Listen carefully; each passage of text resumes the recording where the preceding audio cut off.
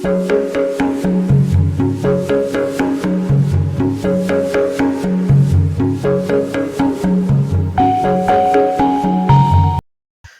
Travellers అందరికీ నమస్కారం. ఈరోజు మన బడంగ్‌పేట్ దగ్గర ఉన్న ఒక చాలా ప్రాచీనమైన, చాలా అద్భుతమైన దేవాలయాన్ని మీ అందరికీ చూపించబోతున్నాను.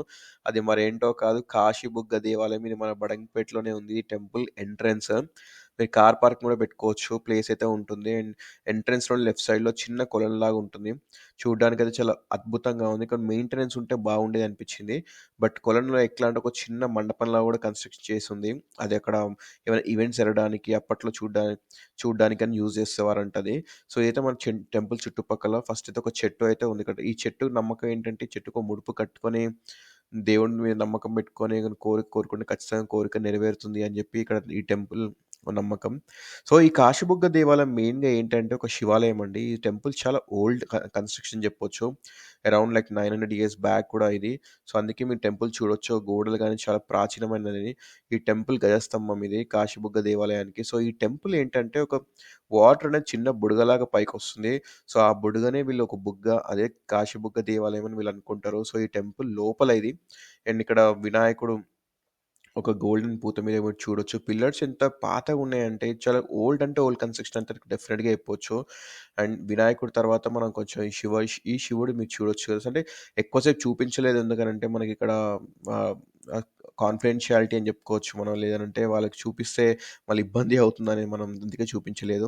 అండ్ ఇక్కడ టెంపుల్ ఏంటంటే ప్రతి ఈ కాశీబుగ్గ దేవాలయం శివాలయం గురించి అండ్ శివ నామ స్తోత్రాలు అండ్ హనుమంతుడి గురించి ఎవ్రీథింగ్ అంటే ఎక్కడెక్కడ టెంపుల్స్ ఉన్నాయి. మనం ఆల్ ఓవర్ ఇండియా. సో, ఇవన్నీ డీటెయిల్స్ కూడా మనకు డీటెయిల్డ్‌గా వీళ్ళు పెట్టారు టెంపుల్‌లో. సో, ఎక్కడెక్కడ ఏ లింగం మనం దర్శించుకోవచ్చు అని క్లియర్ కట్‌గా వీళ్ళు పెట్టారు. సో, ఇది నాగలింగేశ్వర స్వామి మండపం ఇది. ఈ టెంపుల్ లోపల చుట్టుపక్కల ఉంది. సో, ఇది కాశీబుగ్గ దేవాలయంలో ఉన్న శివుడు. అండ్ దీంతో పాటు శివుడితో పాటు మనకిక్కడ వెంకటేశ్వర స్వామి కూడా స్వయంభూ అని చెప్పొచ్చు. గోవిందరాజ స్వామి. అండ్ ఆ టెంపుల్‌ని కూడా పక్కనే ఉంటుంది. కాశీబుగ్గ దేవాలయం శివుడి టెంపుల్ పక్కనే వెంకటేశ్వర స్వామి ఉంటారు. 2 పక్కనే ఉంటుంది. సో, మీరొక్కసారి ఆ టెంపుల్‌కెళ్తే 2 కూడా దర్శనం చేసుకోవచ్చు. ఇవన్నీ కూడా నేను పిల్లర్స్ ఎందుకు తీశానంటే చాలా ఓల్డ్ అండి ఇది. అండ్ ఇంకొకటి ఇది ఇక్కడ కూడా మనకు గూగుల్‌లో గాని ఎక్కడ దొరకదు. సో, లొకేషన్ కూడా నేను పెడతాను. లొకేషన్ మీరు చూడొచ్చు. ఇది నేను వెంకటేశ్వర స్వామి అని చెప్పాను కదా! ఇదే టెంపుల్. పైన గోపురం అయితే చాలా అద్భుతంగా ఉంది.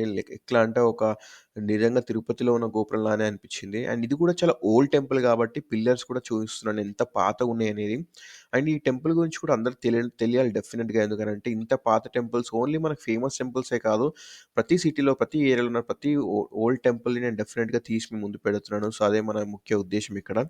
అండ్ ఇక్కడ ఆహ్, గోవిందరాజ స్వామి టెంపుల్ ఎంట్రన్స్‌లో ఒక చిన్న హనుమంతుడు కూడా మీకు డెఫినిట్‌గా చూడొచ్చు. అండ్ ఈ టెంపుల్స్ చుట్టుపక్కల మనకిక్కడ చుట్టుపక్కల ఎట్లా ఉందో కూడా మీరు చూడొచ్చిది. అండ్ ఇదైతే చిన్న గుహలాగా ఉంటుందండి. ఆ గుహలాగా లోపల మీకు గోవిందరాజ స్వామి అయితే కనిపిస్తాడు. డెఫినిట్‌గా దర్శనం చేసుకోవచ్చు. అండ్ అది గుహలాగా ఉంటుంది. చూస్తున్నారు కదా! దీని నుంచి మెల్లగా నడుచుకుంటూ ఎళ్తే లోపల దర్శనం చేసుకోవచ్చు. ఇక్కడ ఫోటోస్, వీడియోస్ అయితే అలౌ చేయలేరు. బట్ జస్ట్ ఒకసారి ఇట్లా చూపిస్తున్నాను. సో, ఇదండి. Thank you so much for watching.